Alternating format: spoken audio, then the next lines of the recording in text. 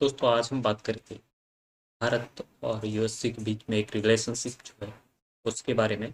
अभी आपने देखा होगा कि भारत और यूएसए के बीच में भी जो आने वाले जून महीने में भारत के जो प्रधानमंत्री हैं श्री नरेंद्र मोदी उनको राष्ट्रपति जो आपके बिडेन है अमेरिका के, उन्होंने आमंत्रित किया 22 जून। 22 जून 2023 जो है उसको भारत के प्रधानमंत्री श्री नरेंद्र मोदी अमेरिका जाएंगे और वहाँ पे एक उनका विचार गोष्ठी का आयोजन किया गया है। या आधिकारिक तौर पे यात्रा का निमंत्रण जो है वो बिडेन प्रशासन की तरफ से मोदी को दिया गया है। तो क्या मायने हैं इसके यात्रा के, क्या इससे भारत और जो अमेरिका के बीच में एक रिलेशनशिप है और उसको और गति प्रदान होगी, या भारत और अमेरिका के जो संबंध है उसका विश्व जगत पे किस प्रकार का प्रभाव पड़ेगा। इन्हीं तमाम चीज़ों, इन्हीं तमाम बिंदुओं के बीच में हम आज बातचीत करेंगे। तो सबसे पहले हम बताते हैं कि यूएसए जो है वो, आप जानते हो दोस्तों कि USA is the power of the world. सबसे बड़ी जो महाशक्ति है यूएसए, वो विश्व की मानी जाती है और कहा जाता है कि शीत युद्ध के बाद में अगर सबसे बड़ी कोई शक्ति विश्व में उभरी है तो वो आपके अमेरिका है। और जिस देश के साथ अमेरिका का आपका एक प्रकार का रिलेशनशिप, एक प्रकार का सहयोग होता है, वो देश लगातार आपकी प्रगति करता है और विश्व मंच पे भी उसका एक विशेष प्रकार का प्रभाव हमें देखने को मिलता है।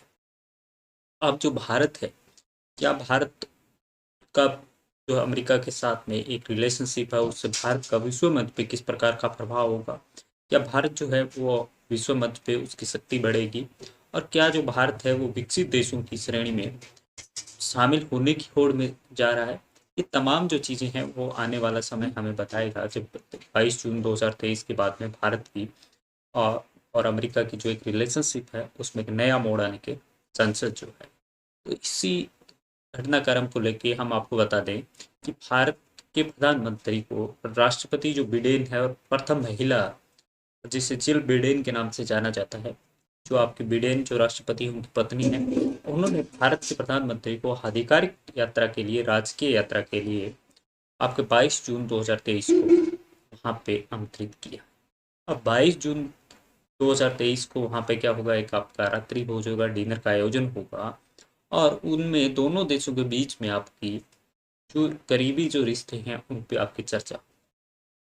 अब सरकार के द्विपक्षीय जो समझौते होते हैं, द्विपक्षीय का मतलब यहाँ पे ये होता है कि एक देश का दूसरे देश के साथ किस प्रकार से उसका एक्सपोर्ट होगा, किस प्रकार से उसका इम्पोर्ट होगा, किस प्रकार से उसकी पॉलिटिकल जो है रिलेशनशिप होगी, किस प्रकार से डिप्लोमेसी होगी और किस प्रकार से जो आपके रक्षा के अंदर एक दूसरे देश का सहयोग कर सकते हैं, युद्धाभ्यास के लिए, साझा युद्धाभ्यास के लिए किस प्रकार से वो काम कर सकते हैं, इन्हीं तमाम चीज़ों पे उनके बीच में बातचीत होगी। अब इन नेताओं की जो मोदी जी जा रहे हैं तो क्या क्या होने की हमारे पास संभावना है?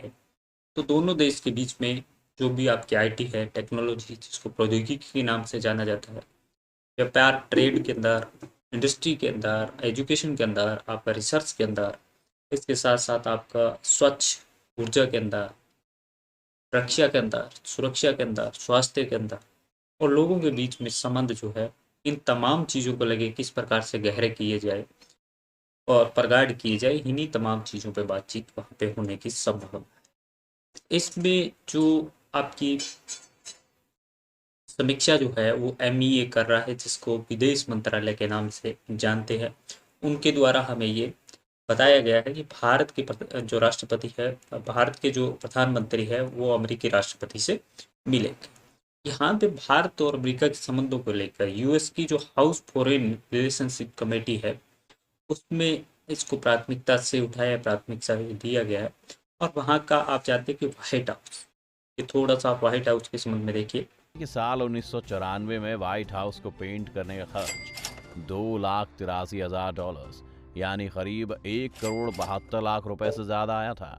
इस इमारत में कुल 132 कमरे हैं, जिनमें 16 बेडरूम, एक मेन किचन, एक फूड किचन, 35 बाथरूम शामिल हैं।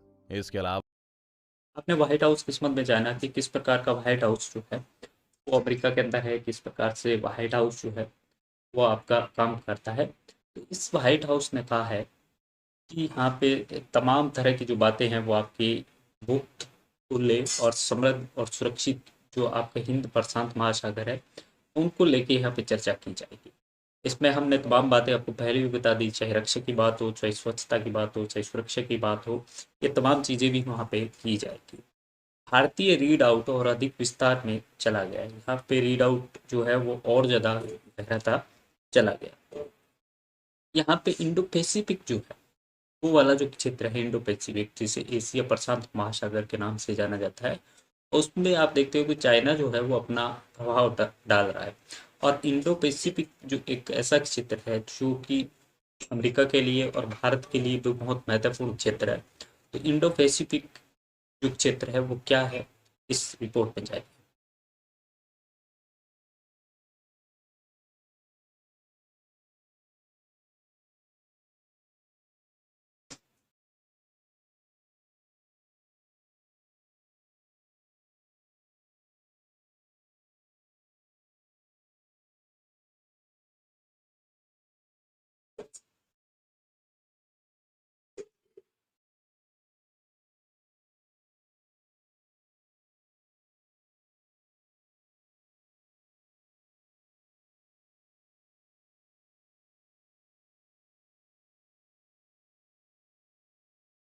आपने जाना कि जो प्रशांत महासागरीय क्षेत्र है वो क्या है और क्यों महत्वपूर्ण है।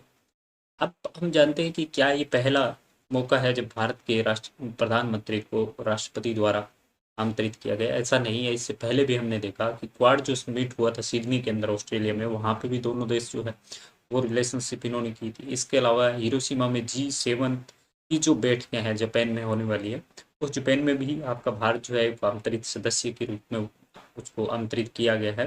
तो कहीं ना कहीं भारत और अमेरिका के बीच में जो एक रिलेशनशिप है वो दिन प्रतिदिन आपकी कहीं ना कहीं अच्छे माहौल की तरफ जा रही है।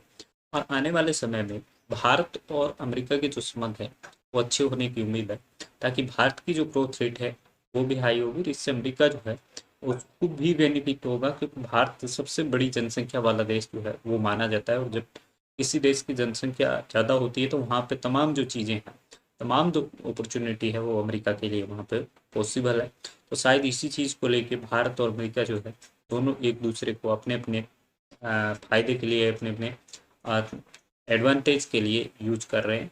और ये अच्छी बात है कि भारत और अमेरिका जो है एक विकासशील और एक विश्व का सबसे विकसित देश जो है अगर साथ में आते हैं तो एक इसका फायदा जो दोनों देशों को मिलेगा। तो thank you all of you.